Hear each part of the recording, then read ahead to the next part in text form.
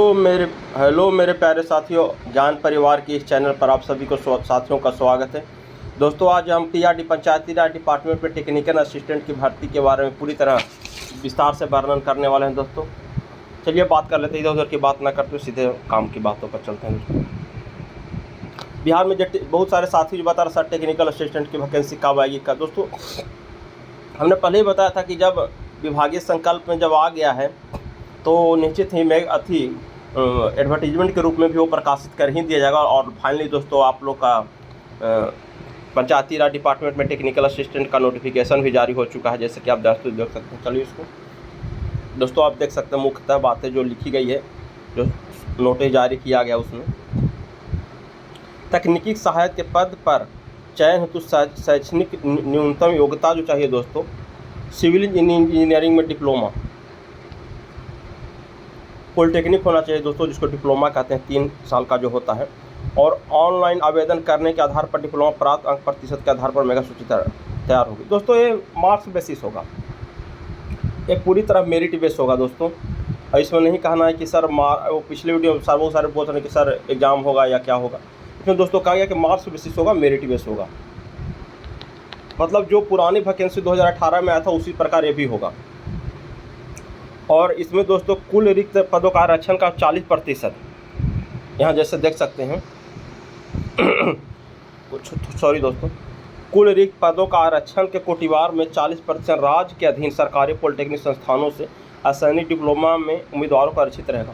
मतलब इसका कहना है दोस्तों कि जो भी साथी गवर्नमेंट से पॉलिटेक्निक किए हैं, बिहार में गवर्नमेंट से पॉलिटेक्निक किए हैं डिप्लोमा इन सिविल इंजीनियरिंग से, उनके लिए 40% सीट आरक्षित रहेगा, यही कहना है दोस्तों। मेधा सूची दोस्तों अगर समान अंक रहता है आपका, तो जिनका अधिक, मान लीजिए कि आप 20 साल के हैं और कुछ साथी 22 साल के हैं और दोनों का अंक समान है, तो 22 साल वालों को दोस्तों वरीयता दिया जाएगा और आपको मेगा सूची से बाहर कर दिया जाएगा। प्रतीक्षा सूची होने वाली रिक्तियों को 1 वर्ष में भरा जा सकेगा। वेटिंग लिस्ट भी देगा दोस्तों, जो 1 साल के तक भरने की प्रोसेस रहेगा। रिक्तियां घाट पड़ भी सकती है, जिसके समय समय पर विभागीय वेबसाइट पर उपलब्ध है। चलिए और आगे बात कर लेते हैं। आवेदन की प्रक्रिया, आवेदन की प्रक्रिया में है दोस्तों कि आवेदक द्वारा किसी एक ही जिले में आवेदन किया सकता है। मान लीजिए दोस्तों 38 जिला में और 38 जिला में पोस्ट है, और तो आप एक ही जिला में आवेदन कर सकते हैं, सभी जिला में आवेदन नहीं करना है। ऑनलाइन आवेदन पंचायती राज विभागीय वेबसाइट जो दिया हुआ है जेपी बिहार गवर्नमेंट पर, इस पर करना है दोस्तों।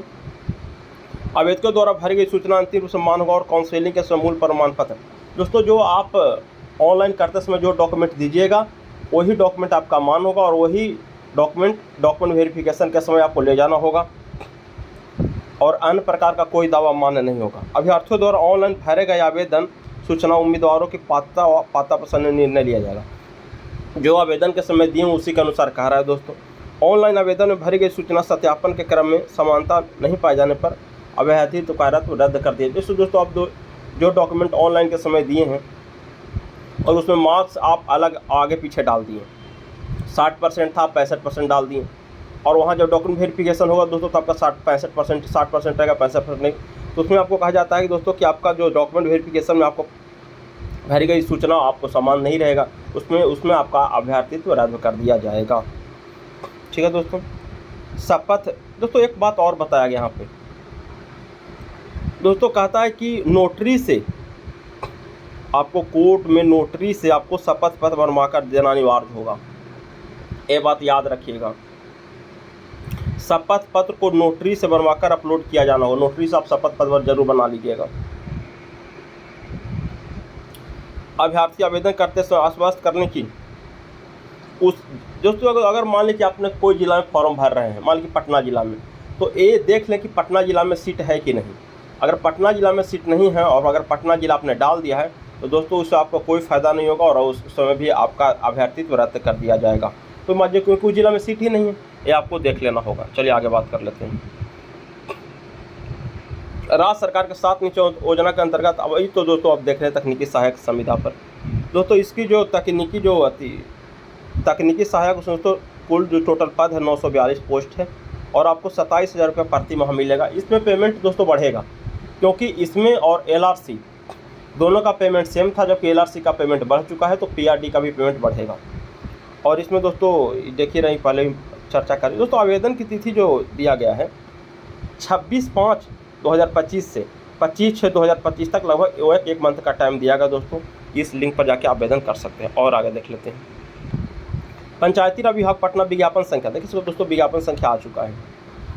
बहुत सारे साथी बोल रहे थे कि विज्ञापन संख्या सर नहीं दिया है। देखिए 6394 के द्वारा तकनीकी सहायक के रिक्त पदों पर नियोजन हेतु ऑनलाइन आवेदन क्रिया प्राप्त किया गया। शर्त निम्नवत है। आवेदक किस एक जिले में आवेदन कर सकते हैं पहले ही बता चुके हैं। ऑनलाइन आवेदन पंचायती राज विभाग के भी हम बता चुके हैं। अभ्यर्थियों द्वारा ऑनलाइन भरी गई सूचनाओं ये भी बता चुके हैं। आवेदक द्वारा भरी गई सूचनाएं अंतिम रूप से दोस्तों आप जो भी देते हैं डॉक्यूमेंट ऑनलाइन करते समय वही आपको मान होगा काउंसलिंग के समय या अंतिम रूप से। उससे अगर कुछ और अलग देते हैं, किसी कहते हैं कि सर मेरा छूट गया, उसका वो मान नहीं किया जाएगा दोस्तों। साफ साफ लिख दिया गया है। आवेदक द्वारा भरी गई सूचना अंतिम रूप से मान होगा। काउंसलिंग में प्रस्तुत किया जाना अनिवार्य है। बाद में किसी प्रकार का बदलाव नहीं होगा, बता दिए इतना पर आप जाको अनिवार्य शपथ पत्र नोटिस बनवा कर देना होगा। इसके नियोजन देखो ये दोस्तों नहीं बताए थे। इसका नियोजन 31 मार्च 2026 तक रहेगा। ठीक है दोस्तों, 31 मार्च 2026 तक। और आवश्यकता होने पर सक्षम प्राधिकार के अनुमोदन से सेवा अवधि का विस्तार किया जा सकेगा। अवधि का विस्तार का दावा कोई मान नहीं होगा, मतलब कि इसको मन होगा विस्तार करेगा, नहीं मन होगा विस्तार नहीं करेगा। आप आपत्ति नहीं कर सकते हैं कि आप विस्तार क्यों नहीं किए। लेकिन दोस्तों ऐसा नहीं है, विस्तार हो जाता है 100%, जैसे पिछला देखते हैं। शैक्षणिक योग्यता में मान्यता प्राप्त पॉलिटेक्निक से सिविल इंजीनियरिंग में डिप्लोमा होगी। कुल रिक्ति पदों का 40% राज्य के अधीन सरकारी पॉलिटेक्निक संस्थानों से डिप्लोमाधारियों के लिए उम्मीदवारों के लिए आरक्षित रहेगा। विज्ञापन विभाग पर दिया जाएगा। ठीक है दोस्तों, विभागीय योजनाओं के सफल का ये दोस्तों डिपार्टमेंट दिया है, ये बहाली किया क्यों निकाला गया है।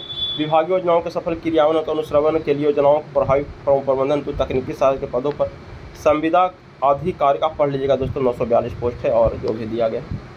ठीक है दोस्तों, आपको सारी जानकारी अगर किसी प्रकार का और अगर आपको विस्तृत जानकारी चाहिए आप कमेंट करके पूछ सकते हैं कि कुछ छूट गया हो तो। और एक पूरी तरह मेरिट बेस है दोस्तों, इसमें कोई एग्ज़ाम नहीं होगा, कोई परीक्षा नहीं है। और जिला वाइज जिला है जो 2018 में भरा गया था, जो पंचायती राज डिपार्टमेंट का वैकेंसी था 2018 में, उसी प्रकार ये भी है। हम पहले ही बताए थे कि अब डिपार्टमेंट अभी तक बताया नहीं था कि किस प्रकार हो, लेकिन अब क्लियर कर दिया है। ये सारी बातों आपको दोस्तों चैनल पर उपलब्ध करवा दिया गया है। जो भी थोड़ा बहुत कहीं पर अगर आपको कोई और जानकारी चाहिए तो आप कमेंट कर सकते हैं। ठीक है दोस्तों, thank you, love you all, best.